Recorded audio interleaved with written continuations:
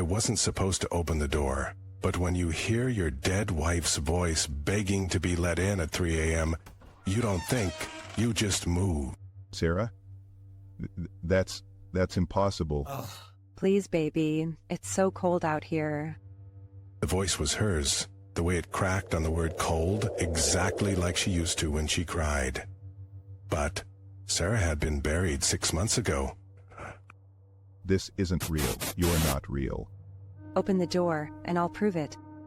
My hand hovered over the lock. The wood of the door felt like ice under my fingers. If you're really Sarah, tell me something only she would know. You still sleep with the lights on because you're afraid of the dark. You always have been. My breath caught. No one knew that. Not even our friends. How? Let me in, and I'll tell you everything. The knob turned on its own. I didn't unlock it. I know. The door creaked open. The hallway was empty. But the voice, it was coming from inside the house now. I'm in the kitchen. My legs moved before I could stop them. The tiles were wet, not water, something thicker. Sarah, if this is some kind of joke. Look down. The red footprints led to the fridge. The handle was smeared with fingerprints. Hers. No. You forgot about the baby, didn't you? The fridge door swung open. Inside, a tiny hand pressed against the glass shelf.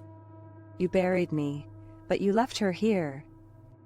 The voice wasn't coming from the kitchen anymore. It was right behind me. Now we're both hungry. The lights went out. Sarah, please.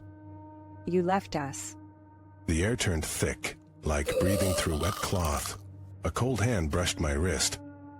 I didn't know. I swear I didn't know. She was... You never checked. The fridge door creaked again. Something inside shifted. What do you want? You know what we want. The kitchen light flickered once, just long enough to see the footprints leading toward the stairs. No, not up there. She wants to see her room. My legs moved on their own, step by step, following the trail.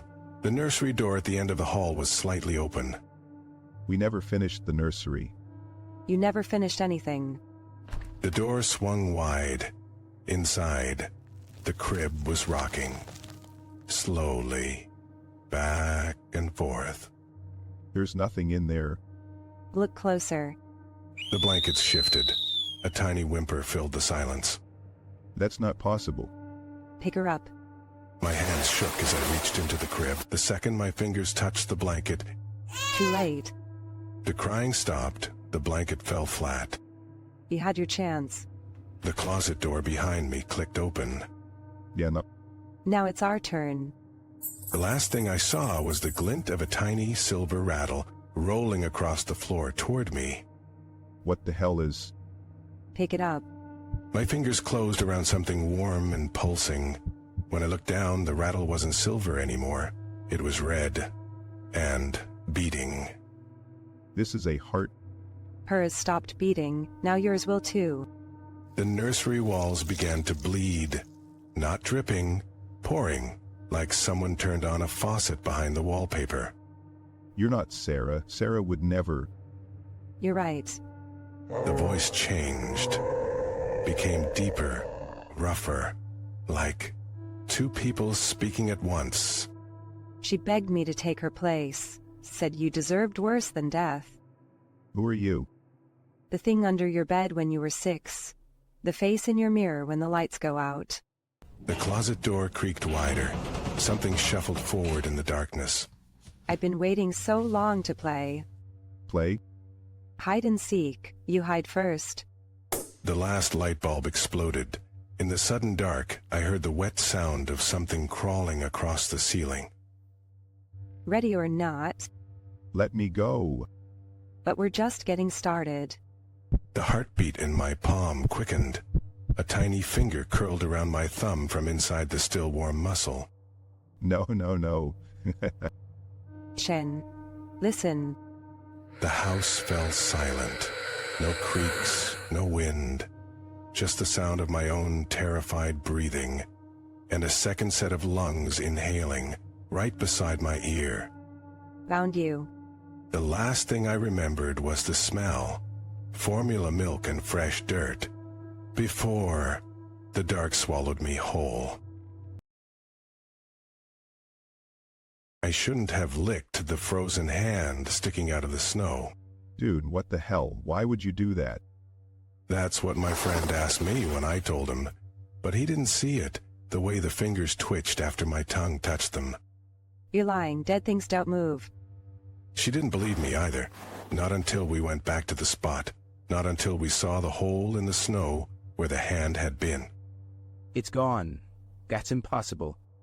The footprints leading away from the hole weren't human. Too long, too twisted, like something walking on broken ankles. We should leave now. But it was too late. The crunching sound behind us wasn't snow. It was teeth. Oh God, it's smiling. The thing stood there, its mouth stretching too wide. Its skin was blue. Its fingers, the same ones I licked, were black at the tips. Run. We ran, but the thing didn't chase us, it just laughed. A wet, gurgling laugh, and then it whispered something. What did it say? It said, "You taste like fear." That's not possible. Things don't talk. But it did, and now, no matter how far we drive, I keep seeing it in the rearview mirror, just standing there, smiling. Turn the car around. We have to go back. Why? Because my brother was with us earlier, and he's not in the car anymore. What do you mean he's not in the car? He was just here. I turned around. The back seat was empty. No sign of him, just his jacket, still warm. No. We didn't stop. He couldn't have... Then my phone buzzed. A text. From him. You left me behind. That's not funny. Another text. A photo. His face, pressed against a frosted window. His breath fogging up the glass. That's the gas station we passed 5 miles back. The last text was just 2 words. She's hungry. Who's she? The radio crackled to life, static. Then a voice. Not human. Something mimicking human. You shouldn't have tasted me.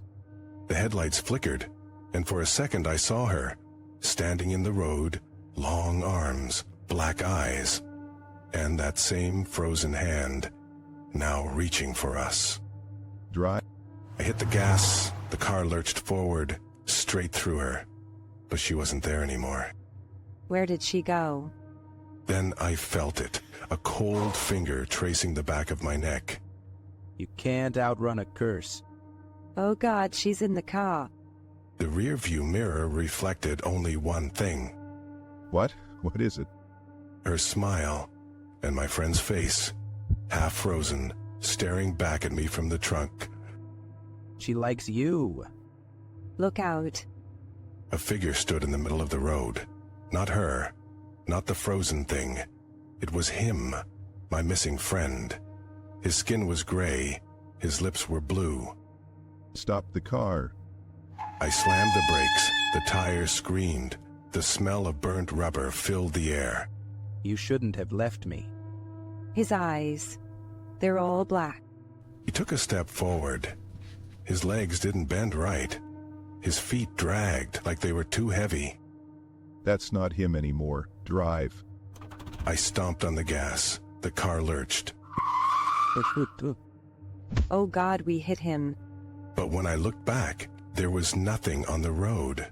No body, no blood. Just the echo of laughter. Check the back seat. I didn't want to, but I did. He's here. My friend sat in the back, soaking wet, smiling. His teeth were too sharp. She wants to play. What does that mean? The car filled with the smell of rotting ice. The windows fogged up. Words appeared, scratched into the glass. You're next. The radio turned on by itself. A voice whispered through the speakers. No, no, no, no. The voice wasn't human, but it was familiar. You taste better when you're scared. It's her. The car doors locked, the engine died, and in the silence, we heard it. What? What is it? A slow, wet lick right against the back of my neck. She's in here with us. The last thing I saw before the windows frosted over completely was my friend's face, staring at me with black, frozen eyes. As he whispered, Too late to run. Please, please let us go. the thing in the back seat leaned forward. Its cracked blue lips brushed my ear as it whispered one last thing. You never should have tasted the dead. The frost crawled up the windshield, sealing us in a glittering white tomb. The last thing I heard was my own heartbeat slowing, as the cold swallowed us whole.